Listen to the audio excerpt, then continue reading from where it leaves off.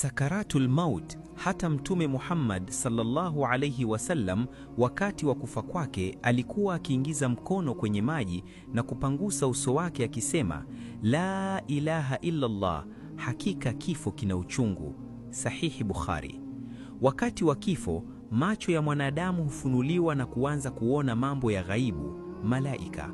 Allah anasema katika Qur'an, sasa tumekuondolea pazia lako na kuona kwako leo ni kukali, unaona kila kitu. Surat Qaf 22. Kila mtu atamuona malaika wa maut, malakul maut.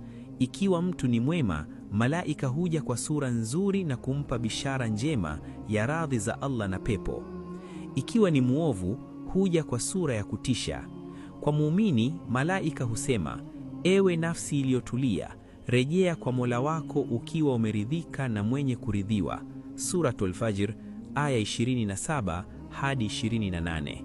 Roho yake hutoka kwa urahisi kama tone la maji linavyotoka kwenye chupa. Baada ya kuzikwa, malaika wawili humjia maiti na kumuuliza kuhusu Mola wake, dini yake na mtume wake.